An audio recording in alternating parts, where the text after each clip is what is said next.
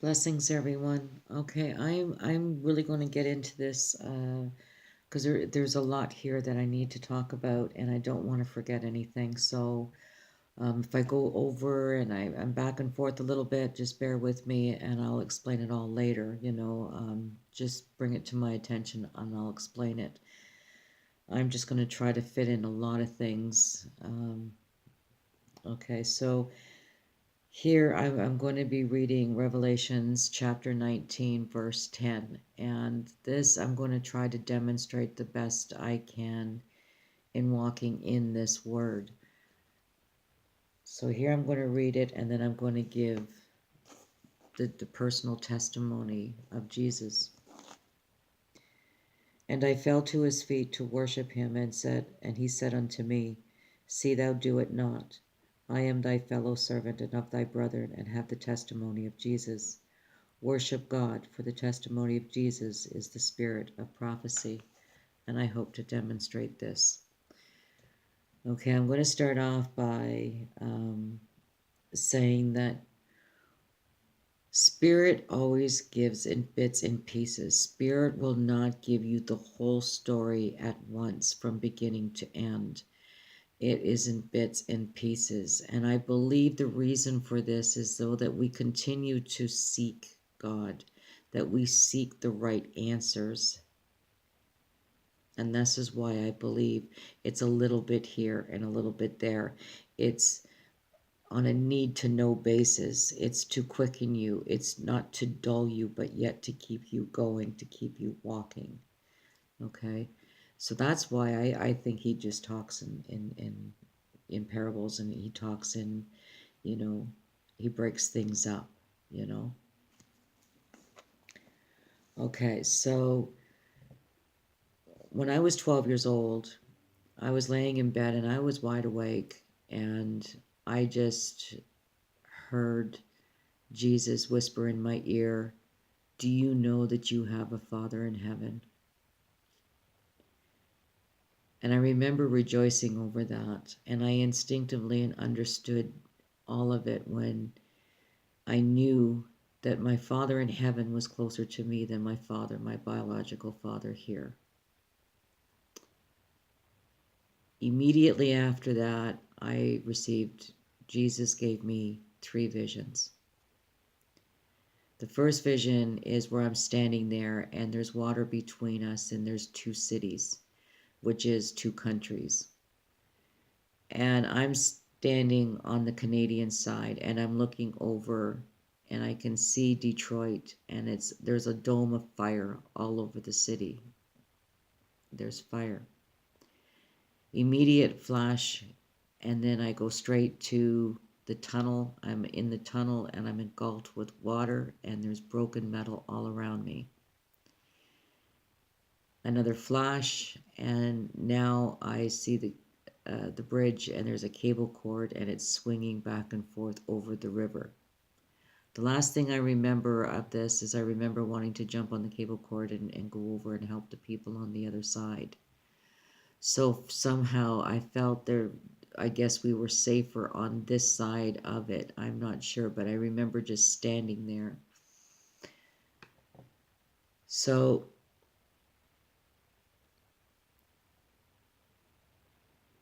I felt safe is what I'm trying to say. And so when we moved to Windsor years later, many years later, I mean, I was 12 years old. I was never outside of Toronto. So there was no way of me knowing that there was a river between 2 countries, whether, being Windsor and Detroit. I never would have known that. And when I moved to Windsor, when we went down to the river for the first time, and I looked and I stood right where I was standing, I couldn't believe what I was looking at. And it was immediate that I went straight back to Jesus giving me those 3 visions when I was 12 years old. So I stood there for a moment, and I'm going to tell you, I was in awe about this, and I was nerved about it. There was something, the destruction is what I saw in the vision. And I stood there, and I remember saying at that moment, okay, I'm right where I'm supposed to be. because of this vision that was put before me, and now I'm standing in that vision and looking at it. Okay, so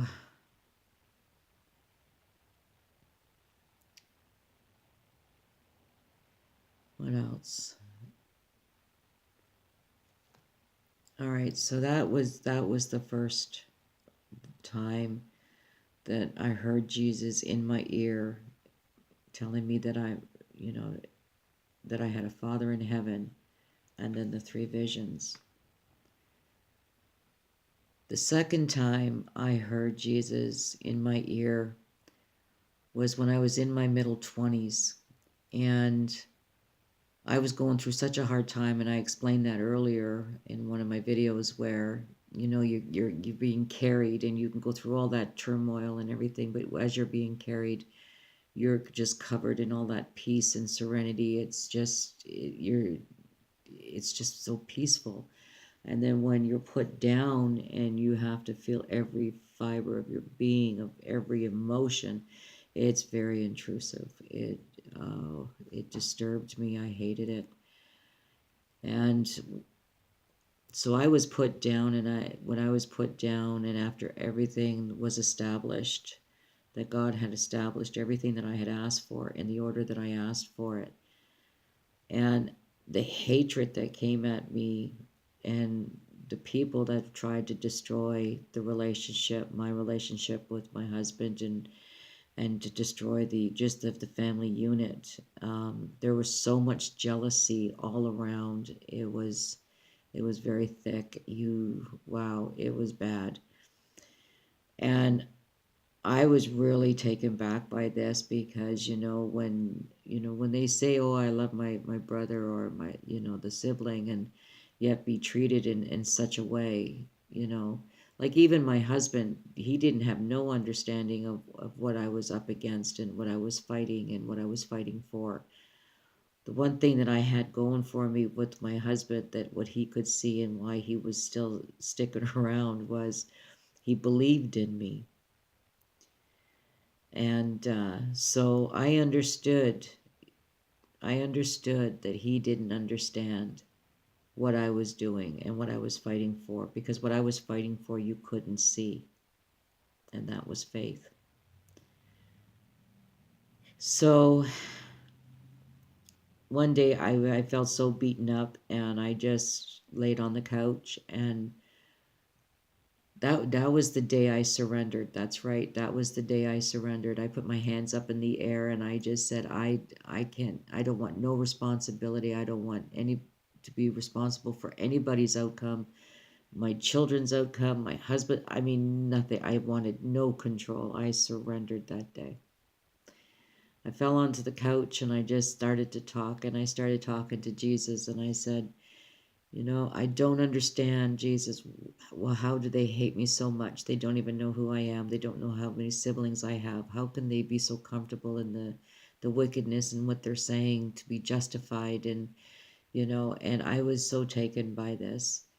So after I was finished talking, that's when I heard Jesus say, where he was just above me, and I heard him say, forgive them, for they know not what they do. And then immediately after that, I received three visions, and they were personal visions this time. And the first vision was a woman who's standing over a grave, and there's a presence beside me, and I'm looking at this woman, and I say, oh, she's really sad.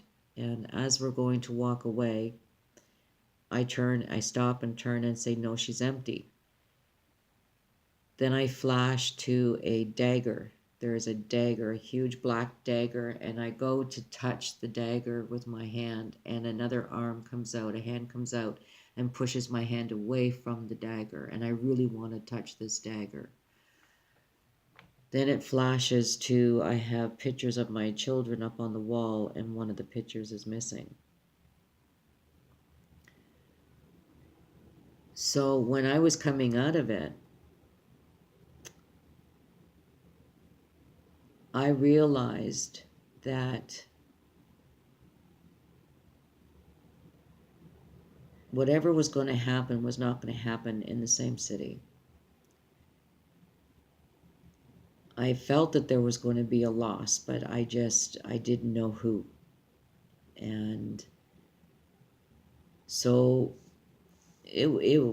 I understood something here was going to happen, but it wasn't going to happen in this city. Another thing that happened when Jesus, said, "Forgive them, for they know not what they do," that opened up so much for me that I started to see people actually talking and not even and understanding and watching them talk, and yet they had no understanding of what they were saying. They were, oh, it was amazing to watch. It was like I'm looking at this person, and sometimes what I did with my husband, he'd say something, and then I would repeat it immediately after, and I'd say, "Did you say this?" He would look at me like, "I didn't say that. Why would I say that?" He'd be so shocked that I would even bring it up, that he would be insulted. But yet it comes spitting out of his mouth, and I would have a witness standing right beside me that would verify that. So here I'm testing the spirits. I'm testing who's saying what, So it was amazing. It was amazing. So every time somebody said something to me, I remembered Jesus talking and saying to me, "Forgive them, for they know not what they do." And I truly, truly understood it. And I walk in those words to this day. So now what happens is I'm not so much as content, but I'm satisfied. I'm okay with it. I'm content, as you could say, while I was dealing with the inner self and such. So, yeah, I mean, it really, like, Jesus truly saved my marriage, because I really didn't know how to handle or what direction I was to go with this. So it was amazing. It was a true, true blessing in abundance, truly.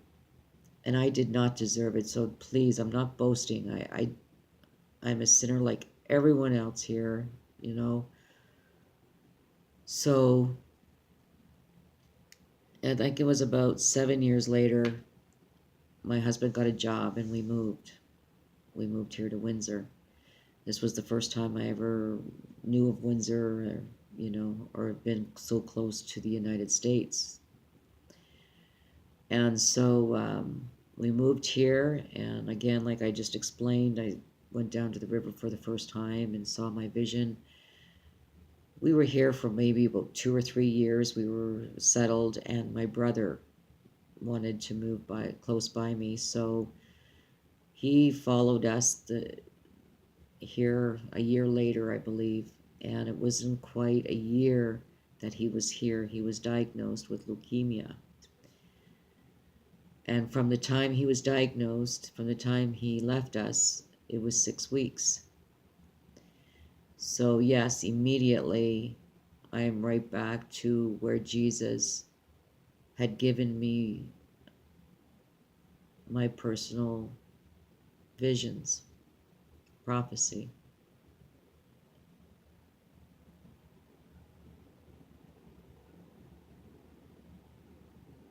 So spirit will not, in spirit, when you're getting something in spirit, it is not going to be, like I say, the one story from beginning to end. It's going to be bits and pieces, and it's going to be, on a need-to-know basis. That's how spirit works. And that's how he works with me. And that's how he works with you. So, no fear, be love, and give hope. I'm running out of time. I hope I get this through. All right. Bye, guys. Love yous all. God bless.